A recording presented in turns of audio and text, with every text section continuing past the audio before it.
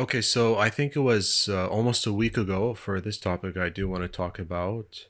Yeah, actually, a week ago from today, June 2, Sony had a state of play online presentation.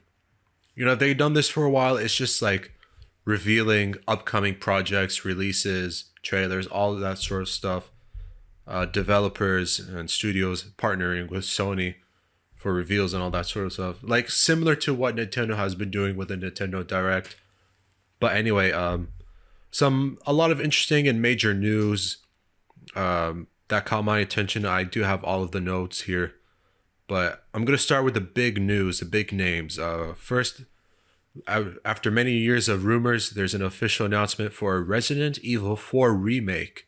So yeah, after Resident Evil 2, Resident Evil 3 getting remakes, Resident Evil 4 will officially get a remake, and it is for the new gen consoles only.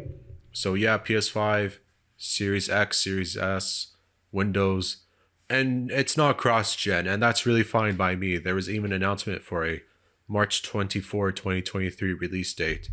And while it is a remake in terms of the plot and story, it's going to be a reimagining. So whatever story that happened in Resident Evil 4, it likely won't be the same, but it could be different. It could be better. Who knows?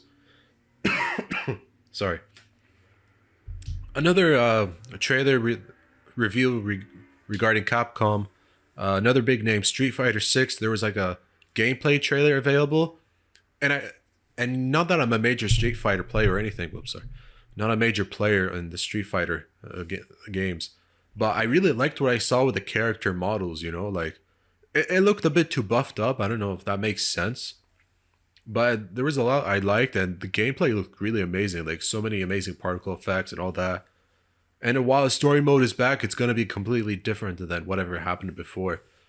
I think it's gonna be more of this like created character, sort of in this open world setting, or sort of like that, open ended, whatever you want to call it. To me, it kind of reminded me something that we've seen in sports games like UFC and NBA 2K that they do like with career mode. So I think I like this idea. I like this route. I don't know if it's going to be groundbreaking or innovative in the fighting genre, but not a terrible idea.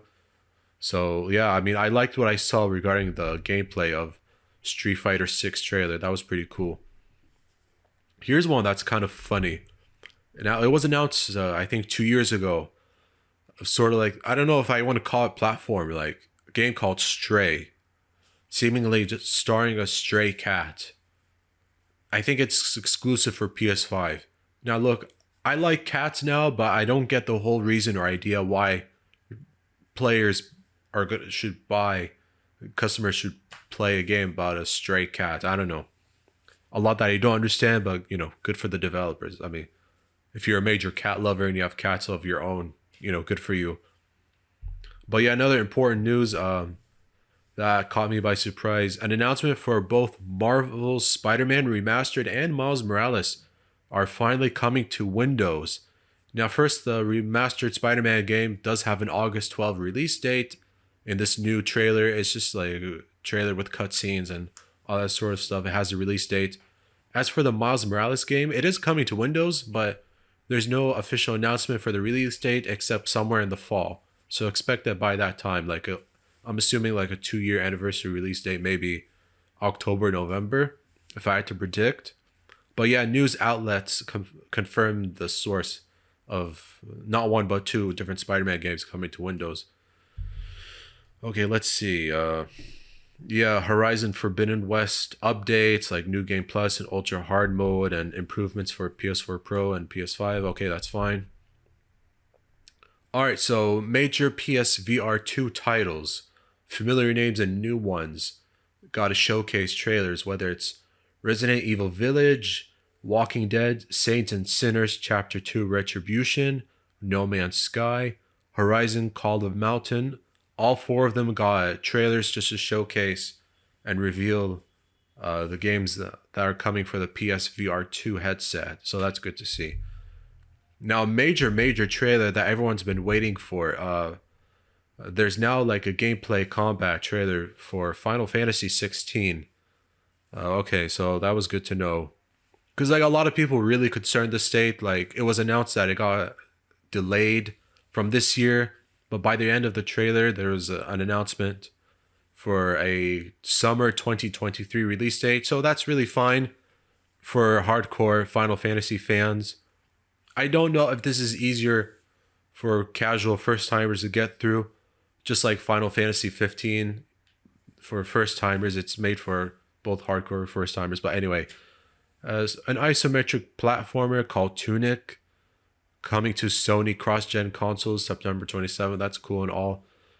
Something about a roller skateboard shooter called Roller Dome. At least it's coming August 16th. There's a release date, but it's like I don't know. Also, one that's a bit intriguing. It's space sci-fi horror. Like it's said to have like Dead Space vibes, and maybe the development group might be behind it. I don't know. It's called the Callisto Protocol.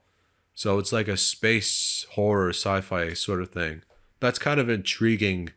New game project that's in development. Two more that were announced. Season, A Letter to the Future. It got a trailer. It sounds like an indie game sort of thing. I don't really know what it's about, but it sounds like an indie project as well. And also, I'm assuming a JRPG. There's one more title. Maybe it's a JRPG or something. Like it does have anime called Eternites.